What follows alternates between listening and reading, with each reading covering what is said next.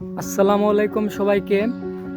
আজকে আমি আপনাদেরকে এমন একটা জিনিস দেখাবো যেটা আপনারা শৈশবে বহুত করেছেন, ঠিক আছে?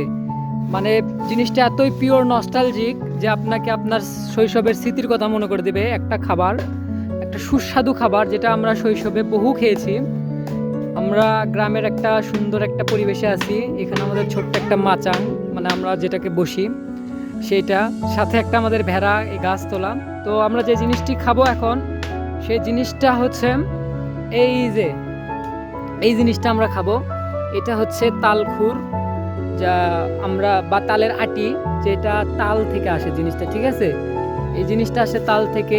তাল, পাকা তাল খাওয়ার পরে সুন্দরভাবে এই খাওয়ার শেষে এটা রেখে দেয় মানুষ। রেখে দেওয়ার পরে এটা এরকম গাছ শিপাল হয়, শিকড় হয়, এর ভিতরে একটা শাল হয়। আমরা এখন সেই জিনিসটাই খাবো, খেয়ে দেখাবো এবং খাবো এবং আপনাদেরকে দেখাবো কিভাবে এটা খেতে হয়, কাটতে হয়। সো এটা এখন কাটবে আমাদের রোমান মামা। এই যে রোমান মামা, উনি এখন কাটবে। সো মামা, নাও কাটা শুরু করে দাও দেখি। ঢুকে নিল, ঢুকানোর পরে কাটতেছে।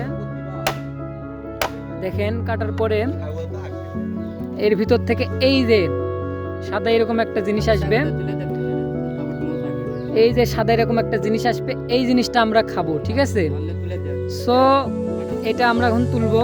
মামা দেখি তুলো তো, তুলতে পারো কিনা। এই তো মামা তুলছে। ওয়াও, এখন আমরা এটা খাবো, দেখি।